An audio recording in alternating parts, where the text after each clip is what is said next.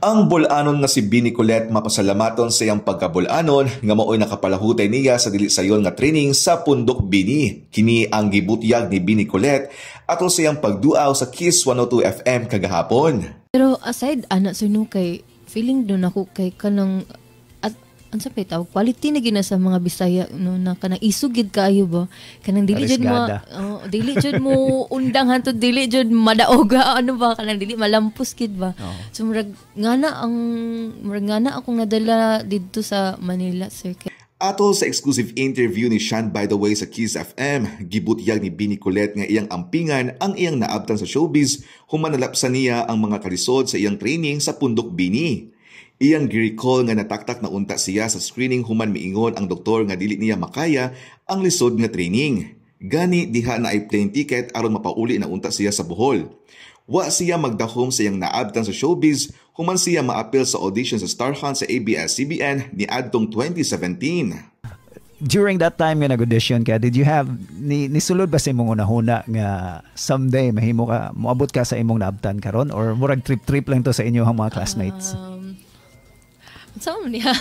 Pero kadtong gamay pa lang jud ko sir, ganahan mo kung si tanaw TV niya. Idol man kay nako nang nasa mga asap galing nga mag-perform. Okay. Murag akong una ba ganahan ko mahimong ngani. Pero kato pag audition na to sir, ning audition ko wala ra gito murag ano lang naman sa mga barkada. Sige, audition ra gud. Murag trip lang ba, barkada nga trip. Okay. Wa pud madahom sir. Miabot ang ngani. Atol sa interview ni Bini Colette, iyang giawit ang iyang Bisaya nga composition. Nadyo'y higayon mo agi kalisod o kakapoy, pero di na hinungdan para mo undang. Tanan butang permina ay rason, tanan sad pwede rasulbaron. Ginhawag lalong, sige lang pagdayon. Kung kaya na ko, kaya ni mo, kaya kaayo. Pasinday ugma, mas gaan na.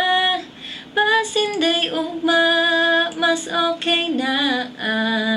Pasinday ugma, mas kaya na.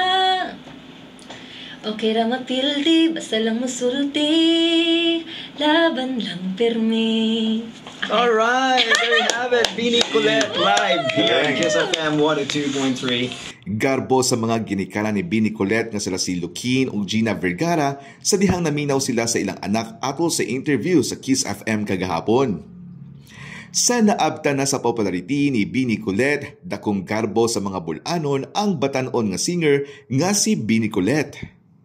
O kini si Bumbulero, basta balita, DYRD, ang friend mo forever.